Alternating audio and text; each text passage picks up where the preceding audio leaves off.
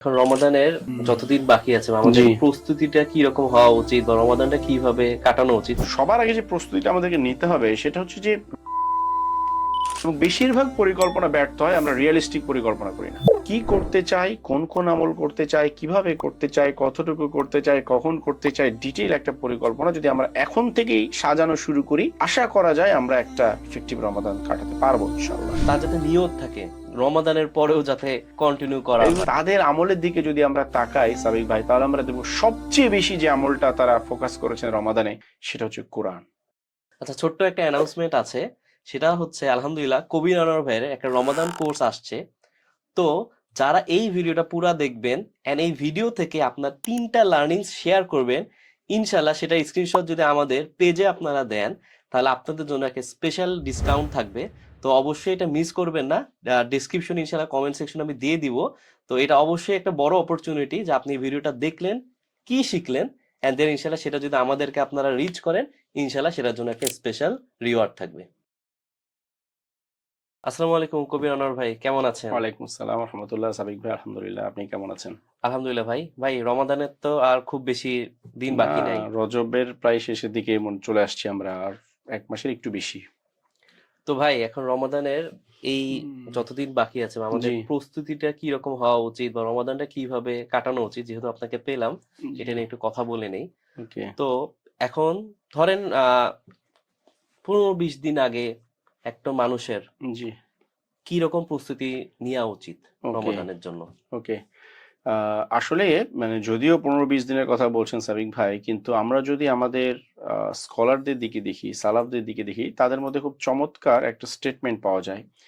যে আমাদের একজন সালাফ বলছেন যে রজব মাস হচ্ছে বীজ বপনের সময়, আর শাবান মাস হচ্ছে সেচ দেওয়ার সময়, আর রমাদান হচ্ছে ফসল তোলার সময়।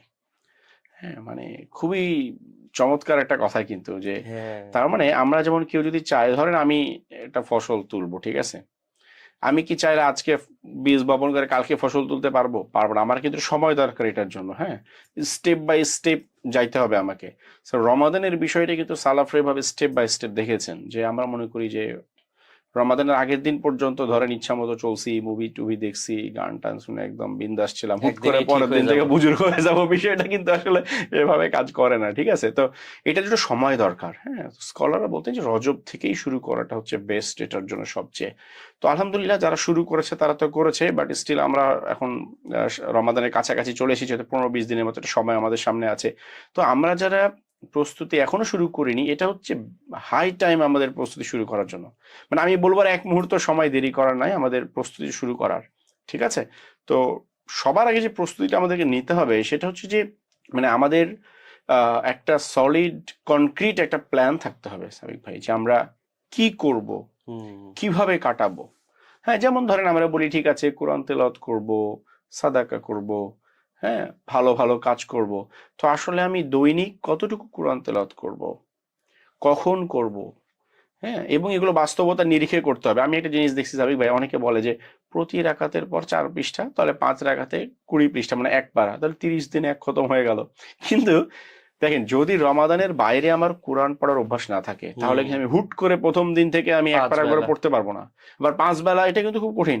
হুম। সুতরাং এটা বাস্তবতার নিরিখে আমি রিয়েলিস্টিক হতে হবে। রিয়েলিস্টিক হইতে হবে পরিকল্পনা, এবং বেশিরভাগ পরিকল্পনা ব্যর্থ হয়, আমরা রিয়েলিস্টিক পরিকল্পনা করি না। হ্যাঁ, মানে আমি ফাটায় ফেলবো অনেক কিছু করে, কিন্তু শেষ পর্যন্ত কিছু হয় না। তো আমি আসলে কতটুকু পারি এবং এখন আমি কোন স্টেজে আছি, এই দুইটাকে ব্যালেন্স করে আমার পরিকল্পনাটা সাজাতে হবে। ঠিক আছে, যে রমাদানে আমি প্রতিদিন কিছু আমল আমার ফিক্স থাকতে হবে, আমি মাস্ট, মানে দুনিয়ার তছনছ হয়ে গেলেও আমাকে কোরআন প্রতিদিনই পড়তে হবে। কতটুকু পড়বো এটা আমার সামর্থ্যের উপরে, আমি কতটুকু নিতে পারবো। সবার ব্যস্ততা একরকম হবে না, সবার সামর্থ্য একরকম হবে না, ওইটার উপর ভিত্তি করে সিদ্ধান্ত নেওয়া। প্রতিদিন আমাকে কিছু সাদাকা করতেই হবে, এটার জন্য দরকার হলে আমাকে এখন থেকে কিছু যদি ভাঙতি করে রাখতে হবে, ভাঙতি করে রাখবো টাকা, কিন্তু কিছু আমাকে করতেই হবে। এই যে সলিড একটা প্ল্যান আমার দরকার। হ্যাঁ, ধরেন আমি চিন্তা করলাম যে ঠিক আছে আমি কিছু স্পেসিফিক দোয়া আল্লাহর কাছে বেশি বেশি করব। থাকে না, অনেক কিছু তো হুম, চাই, হুম, কিন্তু হুম। কিছু খুব বিশেষ চাওয়া, এই 10টা বা 20টা বিশেষ চাওয়া আমি এখন থেকে লিস্ট করে রাখবো। এগুলো আমি ইফতারের আগে, সাহারির সময়, আজান একামতের মাঝখানে, ফরজ সালাতের পরে, এই যে দোয়া কবুলের যে সময়গুলো, এই সময়গুলোতে বিশেষ দোয়াগুলো করব। তো কোন সেই বিশেষ দোয়া? এই লিস্টগুলো আমাদের এখন থেকে দরকার, ঠিক আছে? তারপর হচ্ছে ধরেন আমি যদি ইতিকাফ করার পরিকল্পনা থাকে, তাহলে অফিসের 10 দিনের ছুটি ম্যানেজ করা এটা কিন্তু একটু সময় সাপেক্ষ। আমি আগের দিন যে যদি বলি স্যার আমাকে 10 দিন ছুটি দেন, ভালো সম্ভাবনা আছে যে ছুটি মঞ্জুর না হওয়ার সম্ভাবনা বেশি। তো এখন থেকেই অফিসে বা বিজনেসে ম্যানেজ করে রাখা, তো ওই 10 দিনে আমার কি কি কাজ থাকবে ওই কাজগুলোকে আমার আগে করে রাখা, হ্যাঁ, সো দ্যাট আমি ওই 10 দিন আমি ফ্রি থাকতে পারি। তো এইভাবে আমার এখন থেকে একটা পরিকল্পনা করে step by step list down করে ফেলা যে কোনটা কখন করব, কতটুকু করব, কিভাবে করব। ওই যে 10টা দিন আমার অফিস থেকে বা কাজ থেকে ছুটি ম্যানেজ করে নেওয়া, হ্যাঁ, অর্থাৎ বা কাজগুলোকে রিশিডিউল করে দেওয়া, এগুলো আমাকে এখন থেকেই করতে হবে, রমাদানের আগে থেকেই। হ্যাঁ, কারণ যদিও মনে হচ্ছে এখনো 20 দিন আছে, অনেক সময়, ধীরে সুস্থে চোখের পলকে কিন্তু রমাদান চলে, হুট করে একদিন আমরা শুনবো রমাদানের চাঁদ দেখা গেছে, আজকে রাতে তারাবি, এটাই হয়। সুতরাং এভাবে আমাদেরকে এখন থেকেই কি করতে চাই, কোন কোন আমল করতে চাই, কিভাবে করতে চাই, কতটুকু করতে চাই, কখন করতে চাই, ডিটেইল একটা পরিকল্পনা যদি আমরা এখন থেকেই সাজানো শুরু করি, আশা করা যায় আমরা একটা ইফেক্টিভ রমাদান কাটাতে পারবো ইনশাল্লাহ। এখান থেকে ভাই যদি কিছু অ্যাকশন পয়েন্ট বলি, যেটা জি আমার নিজের জন্য ধরে নিলাম, একটা জি, হচ্ছে মেবি লিখে রাখা, যে লিখে কি রাখা, করতে চাই, তাহলে মেবি কম্পেয়ার করা যাবে। এক সপ্তাহ পর, 10 দিন পর আমি রিভিউ করতে পারবো আমি হ্যাঁ, কি রকম যাচ্ছি। জি আরেকটা হচ্ছে সবার জন্য ডিফারেন্ট, জি, মানে আমি একটা ফিক্স করে দিব বা আপনার প্ল্যান আমার জন্য রাইট, না। হবে না, এটা এক্স্যাক্টলি, একটা হচ্ছে ডিপেন্ড করতেছে আমার প্রেজেন্ট ইমানি স্টেট বা ইসলামিক স্টেটের উপর, জি, যে নেক্সট আমি কি করতে চাচ্ছি, আমার এক্স্যাক্টলি, জন্য এখন কোনটা বেটার। মানে যে কোরআন পড়েই না, তার জন্য হয়তো পড়া শুরু করাটা দরকার। জি, যে হচ্ছে আবার যে পড়তেই জানে না তার জন্য শেখাটা শুরু শেখাটা করাটা দরকার। দরকার, সবার এক্স্যাক্টলি, জন্য আসলে ডিফারেন্ট ডিফারেন্ট, যেহেতু ডিফারেন্ট নামাজি ডিফারেন্ট, পড়ে না, নামাজটা পড়তেই হবে এমন জি, একটা তার জন্য সময়। অ্যাটলিস্ট ফরজটা শুরু করাটা জরুরি। আবার জি, যে ফরজ রেগুলার আছে, সুন্নত মিস হচ্ছে, তার জন্য এই রমাদানে সুন্নতটা ফোকাস করা বা জরুরি। যেহেতু এগুলো করছে সে হয়তো তাহাজ্জুদের দিকে যাবে। তাহাজ্জুদের দিকে যাবে, এইভাবে নফলের দিকে সবার যাবে, জন্য রাইট, ডিফারেন্ট হবে। ডিফারেন্ট, অলসো আমাদের দুনিয়াবি কাজ যাদের আছে বা জি, বেশিরভাগ মানুষের কষ্ট করতে হচ্ছে, ওগুলোকে আমরা কিভাবে ম্যানেজ করতেছি, আমাদের ছুটি কয় তারিখ থেকে শুরু হচ্ছে, এক্স্যাক্টলি, অফিসের চাপ কেমন। জি, অনেক সময় যে আমি নিজেও বলি যে এই 10 দিন আগে, 15 দিন আগে একটু প্রেশার নেয়া কাজের, দেখলো এই কাজগুলো আমরা করে ফেললাম, মানে ইচ্ছা করে রমাদানের জন্য না ফেলায় রাখা, জি, এটা আমরা শেষ করে রাখলাম। ধরেন কারো এক্স্যাক্টলি, প্রশ্ন বানাইতে হবে কোন স্কুল টিচারে, এই সময় বানাই ফেললো, যাতে রাইট, রমাদানের প্রেশারটা একটু কম কমে থাকে। যায়, এক্স্যাক্টলি। এটা আসলে তিনটা আমার মনে হয় এই কিছু অ্যাকশন পয়েন্ট আবার গুলো খুব। ধরেন সাবিক ভাই যে স্টুডেন্টদের ক্ষেত্রে ডিফারেন্ট হবে, সো ওদের হ্যাঁ, রুটিনটা তো ডিফারেন্ট, ওদের স্কুল হ্যাঁ, ক্লাস বা ইউনিভার্সিটি, ওদের রুটিনটা আবার ডিফারেন্ট হবে, এটা পার্সন টু পার্সন ভ্যারি করবে টোটালি জিনিসটা। বাট হ্যাঁ, এইটা খুবই একটা রিয়েলিস্টিক প্ল্যান দরকার, জি, এমন একটা প্ল্যান দরকার মানে তার যাতে নিয়ত থাকে রমাদানের পরেও যাতে কন্টিনিউ করা হয়। এক্স্যাক্টলি। এখানে আমি একটা কথা বলবো সামিক ভাই, সেটা হচ্ছে আমি একটা স্কলারের কাছ থেকে শুনেছিলাম যে আমরা মনে করি যে রমাদানের আগে যা ছিলাম, ধর রমাদানের আগে আমাদের অবস্থা এখানে ছিল, ইমানের অবস্থা, রমাদানে আমাদের এখানে চলে গেছে, হুম, সো রমাদানের পরে আমাদেরকে এখানেই থাকতে হবে, এটা ভুল ধারণা। আমরা থাকতে পারবো না এখানে, কারণ রমাদানে তো শয়তানকে বন্ধ করা হয়েছিল, জান্নাতের দরজা খুলে দেওয়া হয়েছিল, আল্লাহ সহজ করে দিয়েছিল সবকিছু। সো রমাদানের পরে তো আবার সবকিছু আগের স্টেজে। সো ধরেন রমাদানের আগে এখানে ছিলাম, রমাদানে আমল করে এখানে চলে গেছি, রমাদানের পরে টার্গেট হবে এর নিচে না নামা। ধরেন কিছু তো আমি হুম, নামবই, সো ধর আমি এখানে আসলাম, সো আমার কিন্তু আমার প্রথম লেভেলের চাইতে। এক্স্যাক্টলি প্রথম লেভেলের চাইতে আমাকে অবশ্যই বেটার থাকতে হবে। So, আমরা তাহলে যেটা করি যে রমাদান অনেক কিছু করছি, এখন কিছু করতে এত শেষ, পারতেছি না, সব শেষ, শেষ। তাহলে আর করেই লাভ নাই। এইটা হচ্ছে একটা বড় শয়তানের ওয়াসওয়াসা। আর রমাদানের আগের চেয়ে বেটার হওয়াটাই হচ্ছে আমার রমাদানের উদ্দেশ্য। এখানে ভাই অনেক এই, মানুষের যখন স্টোরি শুনি জি, দিনে ফেরার বা হ্যাঁ, নিজের লাইফে চেঞ্জ, তারা কিন্তু রমাদানের একটা কথা বলে হ্যাঁ, হ্যাঁ, যে ওই রমাদান থেকে আমার লাইফ চেঞ্জ হয়ে আসছে। রাইট, তো এটা হয়তো যারা অডিয়েন্স আছে জি, তাদের জন্য একটা, যে হয়তো কোনো একটা রমাদান আসলে মানুষের একটা লাইফে আসে, এক্স্যাক্টলি, যেটা তারা প্রপারলি ইউটিলাইজ করতে পারে। রাইট, এখন যদি আপনাকে জিজ্ঞাসা করি ভাই, যে আসলে নবীজি রমাদানে কি করতেন, এটা যদি একটু সংক্ষেপে বলতেন, যে আসলে আমাদের নবীজি, জি, আমাদের আইডেল, তিনি আসলে রমাদানে কি কি করতেন। ওকে। তো রাসূল সাল্লাল্লাহু আলাইহি ওয়াসাল্লামের রমাদানের দিকে যদি আমরা দেখি, তাহলে আমরা দেখবো যে তিনি খুব মজার একটা আমল ছিল তার, সেটা হচ্ছে তিনি মানে জিবরিল তার কাছে চলে আসতো রমাদানে, তিনি জিবরিলকে কোরআন তেলাওয়াত করে শোনাতেন, জিবরিল তাকে কোরআন তেলাওয়াত করে শোনাতো। চিন্তা করেন যে আল্লাহ রসুল ফেরেশতার সাথে কিন্তু তার কনভারসেশন হচ্ছে, তিনি জিবরিলকে কোরআন পড়ে শোনাচ্ছেন এবং জিবরিল তাকে আবার কোরআন পড়ে শোনাচ্ছে, এভাবে পুরো কোরআন তিনি জিবরিলকে শোনাতেন। মানে আমরা যেভাবে রিভাইজ করি যে এরকম, ঠিক হুম, আছে, বা একজন টিচার স্টুডেন্টের স্টুডেন্ট যেভাবে তার টিচারের কাছে রিভাইজ করে, বিষয়টা অনেকটা এরকম যে তিনি পুরো কোরআনটা জিবরিলকে শোনাচ্ছেন, আবার জিবরিল পুরো কোরআনটা তাকে শোনাচ্ছে। এবং তার জীবনের শেষ রমাদানে তিনি পুরো কোরআন 2 বার শুনিয়েছেন জিবরিলকে। ঠিক আছে, এটা কিন্তু একটা ইন্ডিকেশন ছিল যে তিনি দুনিয়াতে আর বেশি দিন থাকবেন না। এবং তার আরেকটা আমল ছিল, তিনি তিনি তো সবসময় দান সাদাকা করতেন, তিনি রমাদানে দান সাদাকা আরো বাড়িয়ে দিতেন। এবং আব্দুল ইবনে আব্বাস থেকে একটা বর্ণনা আসছে, তিনি বলছেন রমাদানে আল্লাহ রসুল প্রবাহমান বাতাসের চেয়েও দ্রুত, মানে প্রবাহমান বাতাসের মতো দানশীল হয়ে যেতেন।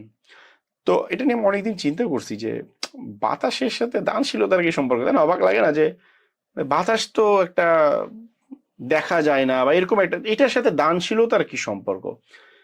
তো আমি পরে দেখলাম যে আব্দুল ইবনে আব্বাস নিজে এটার ব্যাখ্যা করছেন। উনি বলছেন যে বাতাস হচ্ছে আহ মানে বাতাসের মতো উনি বিলম্ব করতেন না, বাতাসের মতো দ্রুত গতিতে উনি দান করতেন। যে বাতাসের যে প্রবাহ, বাতাসের যে গতি, বাতাসের গতির মতো দ্রুত গতি উনি দান করতেন। কোনো জায়গায় কোনো অভাবী মানুষকে দেখলে, কেউ ওনার কাছে চাইলে, বা কারো প্রয়োজন বুঝলে উনি দ্রুত গতিতে দান করতেন, বাতাসের মতো দ্রুত গতিতে।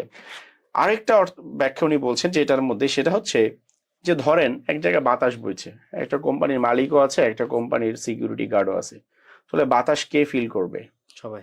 সবাই ফিল করবে, মানে এমন তো না যে বাতাস শুধু কোম্পানির মালিক ফিল করবে। তো এটাই যে উনি কোনো বৈষম্য করতেন না দানের আচ্ছা। ক্ষেত্রে। হ্যাঁ, একটা বাতাস যেমন ধনী গরিব সবাইকে স্পর্শ করে, ওনার দান, ওনার সাদাকা সবাইকে স্পর্শ করতো, উনি কাউকে বৈষম্য করতেন না। তো এটা ছিল ওনার একটা বিশেষ আমল। একটা আমরা দেখলাম যে কোরআন তেলাওয়াত, আরেকটা হচ্ছে এই সাদাকা। এবং খুবই গুরুত্বপূর্ণ একটা ইবাদত ছিল শেষ দশকের ইতিকাফ। আমরা কিন্তু এটা খুব উপেক্ষা করি, মনে করি ইতিকাফও কিছু মুরব্বি করলেই বোধহয় হয়ে যায়। এবং দেখবেন বেশিরভাগ জায়গায় কিন্তু এলাকার সবচেয়ে বয়স্ক মানুষটা সাধারণত ইতিকাফ করে। হ্যাঁ, অথচ আমরা যারা ইয়াং মানুষ আছি, হ্যাঁ, শাহওয়াত বলেন বা দুনিয়ার লোভ, পাপের তাড়না, প্রবৃত্তির খায়েশাত, এগুলো কিন্তু আমাদেরই, আমরা বেশি ঝুঁকিতে আছি। যে মানুষটা জীবনে শেষ পর্যায়ে উপনীত হয়েছে, লাঠি নিয়ে চলতেছে, তার চাইতে আমাদের কিন্তু এইগুলোতে ঝুঁকে পড়ার সম্ভাবনা অনেক বেশি। আমাদেরই উচিত আরো বেশি করে কি হয় ইতিকাফ মুখী হয়। ইভেন অনেক জায়গায় আমি এটা দেখছি সাবিক ভাই, বিশ্বাস করবেন না, টাকা দিয়ে ইতিকাফে বসায়। ধরেন একটা এলাকায় মানুষ পাচ্ছে না। মানুষ পাচ্ছে না, এখন কি করবে? তো কাউকে ধরছে যে ভাই আপনার এত টাকা দিব, আপনি 10 দিন বসে থাকেন। তো এটা কিভাবে ইতিকাফ হইতে পারে? ইতিকাফ মানে তো আল্লাহর সাথে কানেকশনের জন্য আমি যাব, দুনিয়ার সবকিছু ছেড়ে দিয়ে একমাত্র আল্লাহ আর আমি, এটাই তো ইতিকাফ। অথচ আমি টাকা দিয়ে আরেকজনকে বসিয়ে দিলাম, এটা কিভাবে ইতিকাফ হলো? সো এবং রাসূল সাল্লাল্লাহু আলাইহি সাল্লাম সিয়াম ফরজ হওয়ার পর থেকে উনি লাইফে উনি কখন ইতিকাফ বাদ দেন নাই।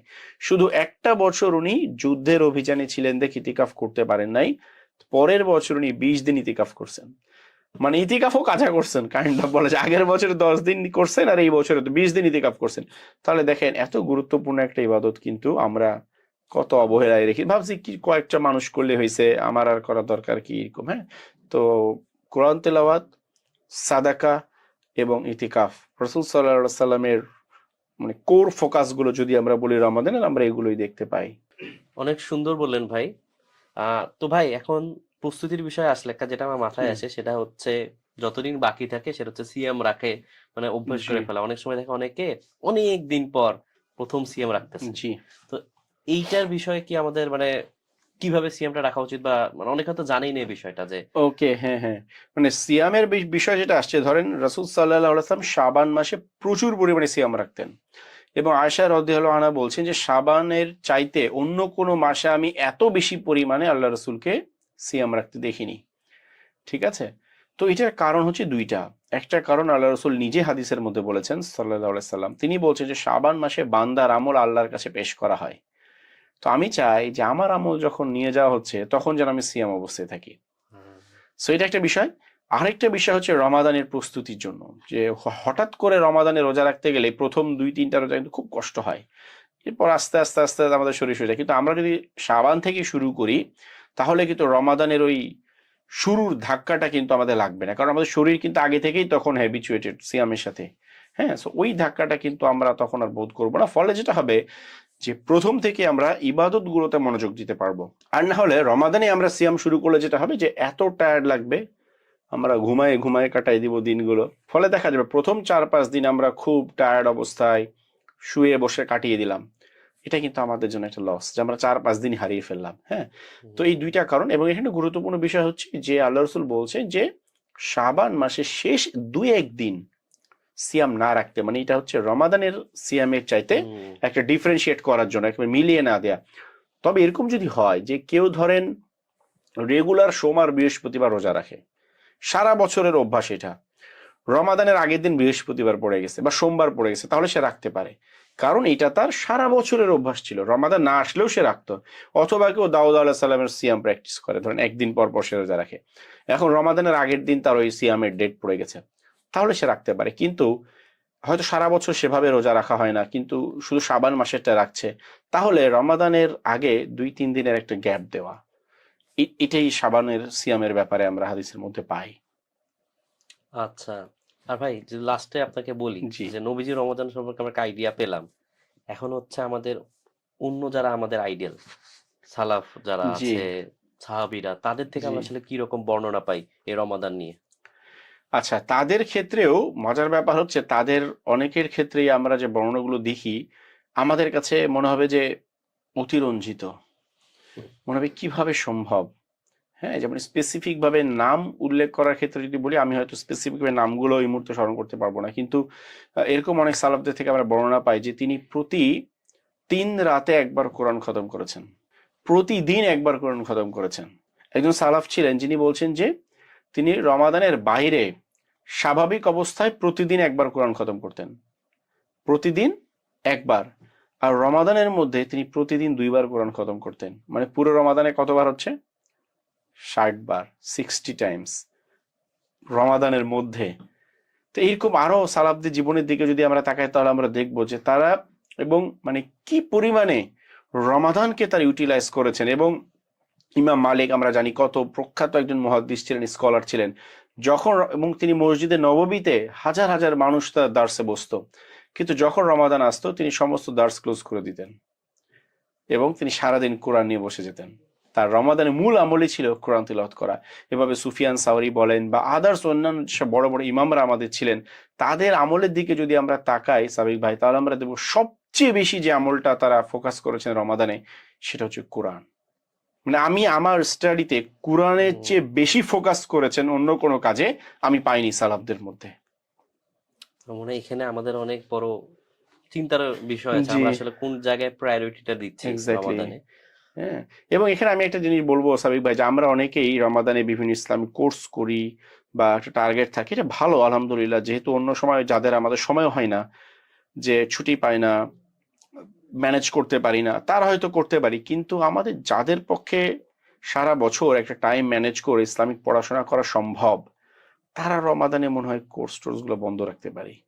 আমাদের এই টাইমটা আমরা পুরোপুরি ভাবে কোরআনের দিকে মনোনিবেশ করি।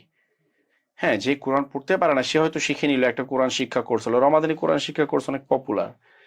কিন্তু যারা কোরআন পড়তে পারে, বিশুদ্ধভাবে তেলাওয়াত করতে পারে, আমার মনে হয় যে মানে তাফসির কোর্স বা ধরেন ডিটেইল অধ্যয়ন করা বা কোরআনের ডিটেইল ল্যাঙ্গুয়েজ কোর্স, এই জিনিসগুলো আমরা রমাদানের পরের জন্য রাখতে পারি। এটা আমরা ব্যক্তিগত অনুভূতি, কারণ আমরা সালাফদের থেকে পাই যে তারা কোরআন তিলাওয়াতের পিছনে রমাদানের দিন রাত তারা অতিবাহিত করতেন। সো তিলাওয়াতটাতে ফোকাস করা এবং তাদাব্বুরের মধ্যে ফোকাস করা, যে খালি অন্ধের মতো তিলাওয়াত না, ধরেন তিলাওয়াত তো করবোই ডেফিনেটলি, কিন্তু কোরআনটাকে বোঝার চেষ্টা করা, একটু চিন্তা নিয়ে ফোকাস করা।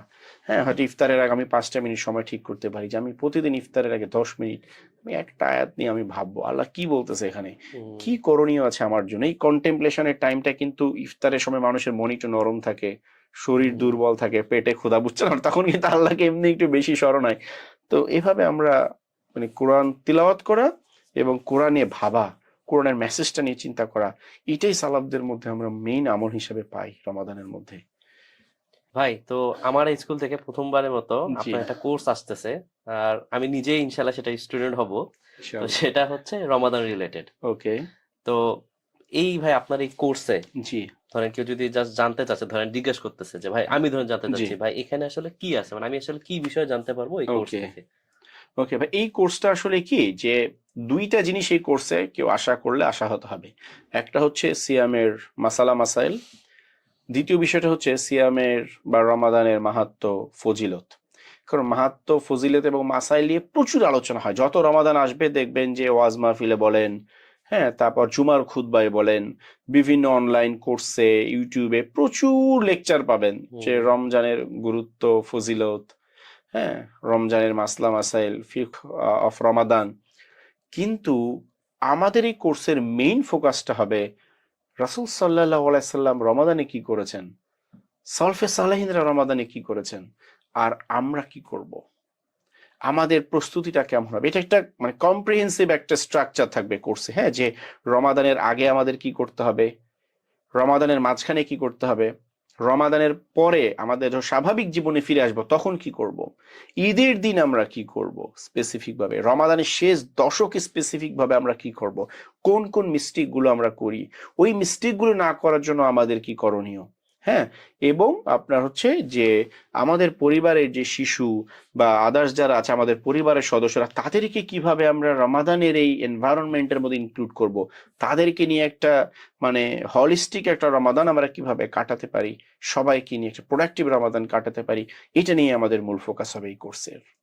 মানে এটা খুবই ইউনিক যেটা আপনি বললেন, যে আলহামদুলিল্লাহ মানে সবাই কে যায় নিজেকে প্রস্তুত করতে চাচ্ছে, জি সে যে প্রস্তুত করতে চাচ্ছে সে যদি সবগুলোই দেখে, তাহলে সে জুমার খুতবায় যাচ্ছে আলহামদুলিল্লাহ, সে জি ফজিলত সম্পর্কে জানলো, মাসলা সম্পর্কে জানলো, আলেম থেকে জেনে নিল, জি বা হয়তো এরকম অনেক ভিডিও আসবে তাদের জি থেকে জানলো, বাট এইখানেও তারা হয়তো একটা ডিফারেন্ট জিনিস জানবে, জি যে হচ্ছে নবীজি কি করতেন, জি সাহাবীরা কি করতেন, বা রাইট, আমাদের আসলে কি করা কি উচিত, করা উচিত, এই রিলেটেড এক্স্যাক্টলি, কিছু হয়তো আমরা এক্সাম্পল, জি প্র্যাকটিক্যাল অ্যাডভাইস পেতে পারি। রাইট, তো ভাই এখানে মানে ধরেন কেউ আপনার স্টুডেন্ট, সে ভর্তি হয়েছে, জি তার প্রতি যদি কিছু সাজেশন দিতেন জি যে সে কিভাবে বেস্ট আউটপুটটা পেতে পারে এই কোর্সটা থেকে, এন্ড সে নিজের লাইফে এটা অ্যাপ্লাই করতে পারে। আচ্ছা, আমার একটাই পরামর্শ, সেটা হচ্ছে যে এটাকে ইমপ্লিমেন্ট করার নিয়াতে গো থ্রু করেন কোর্সটা। জাস্ট দেখে হ্যাঁ, গেলাম দেখে, কারণ মুভির এখানে মতো। রাইট এক্স্যাক্টলি, কারণ এটা তো ওই যে বললাম না যে এটা কোনো থিওরিটিক্যাল আলোচনা না, প্রত্যেকটা স্লাইড থেকে কিছু অ্যাকশন প্ল্যান তৈরি করতে পারবেন চাইলে। সুতরাং এটা আমরা দেখব এবং থেমে থেমে দেখব, পুরোটা কোর্স যখন আমরা দেখব এটার অ্যাকশন প্ল্যানটা আমরা রেডি করব, এখান থেকে আমার কি করার আছে। কারণ ওই যে একটু আগে কথা হচ্ছিল যে এটা পার্সন টু পার্সন ভ্যারি করবে, হ্যাঁ, সবার জন্য এক অ্যাকশন প্ল্যান হবে না। So এই কোর্সে একটা জেনারেল গাইডলাইন দেওয়া আছে, বাট ওইখান থেকে আমার জন্য প্ল্যানটা কি হবে, এই প্ল্যানটা অবশ্যই অবশ্যই কোর্সটা করার সাথে সাথে আমাকে তৈরি করে ফেলতে হবে। যদি এটা কেউ করতে পারে, ইনশাল্লাহ এই কোর্স থেকে সে ফুল আউটপুটটা নিতে পারবে ইনশাল্লাহ। জাযাকাল্লাহ খাইরান ভাই, মানে বারাকাল্লাহ আমার ফিক। মনে হয় যারা প্রস্তুতি নিতে চাচ্ছে জি প্রপারলি তাদের জন্য এটা একটা খুবই ভালো অপরচুনিটি। ইনশাল্লাহ। এই পডকাস্ট থেকেও আমরা কিছু জানতে পারলাম, আর ইনশাল্লাহ হয়তো কোর্স থেকেও আমরা একটু ডিটেলসে জানতে পারবো। মানে আসলে যেটা আমার মনে হয় জি পার্সোনালি, যত বেশি নিজেকে ওই রমাদানের ফিলিংসটা দেয়া যায় জি জ্ঞানের চারপাশ দিক থেকে, জি বই পড়তে পারেন, অনেক প্রিপারেশন বই আছে কিন্তু প্রোডাক্টিভ রমাদান, রাইট তারপর এরকম আলহামদুলিল্লাহ আলেমদের ভালো ভালো বই আছে, সেই রাইট হাদিসগুলো আবার পড়লেন, এরকম কোর্স যা আছে ভালো ভালো রাইট, সেগুলা করলেন, যত বেশি রিমাইন্ডার নেওয়া যায় আর রিমাইন্ডার কি। দেওয়া যায়, মানে নিজেকে বোঝানো যেটা আসলে কত একটা ইম্পর্টেন্ট। রাইট এন্ড আমরা যখন এইরকম জীবনী দেখবো, যে আমাদের যারা আইডল, যারা আমাদের হিরো, তারা কি জি করেছেন, তখন আমরা বুঝতে পারবো যে রাইট এক মাসে মানে আমার নিজের জন্য ভাই যেটা মনে হয়, প্রত্যেকবার দুনিয়াবি কাজটা করেই ফেলি, জি মানে মনে হয় যে ওটা ফাটাই ফেলবো, কিন্তু আসলে কিছু তো ফাটানো হয়নি লাস্ট 5 বছর 6 বছর, তাই না? তো ওই সময় সেই ইবাদত করলে হয়তো ওটা আমাদের আখিরাতের রাইট অ্যাকাউন্টে হবে। তো ইনশাআল্লাহ এখান থেকে এক্স্যাক্টলি আমাদের শিক্ষা আছে, কারণ মরে গেলে তো আসলে ব্যাংক মানে আমাদের পরকালের হিসাব অফ। রাইট। তো আল্লাহ যাতে এই তৌফিকটা দেখ, প্রপারলি ইউটিলাইজ আমিন করার তৌফিক আমিন দেখ। তা রাইট আমাদের রাইট। বৈঠকের দোয়াটা দিয়ে শেষ করতে যাচ্ছি। সুবহানাকাল্লাহুম্মা ওয়া সুবহানাকা বিহামদিক, আল্লাহুম্মা বিহামদিকা আশহাদু আশহাদু আল্লা আল্লা ইলাহা ইল্লা ইলাহা ইল্লা আনতা আস্তাগফিরুকা ওয়া আস্তাগফিরুকা আতুবু ইলাইক। ওয়া আতুবু ইলাইক। আসসালামু আসসালামু আলাইকুম ওয়া আলাইকুম। রাহমাতুল্লাহি ওয়া বারাকাতুহু।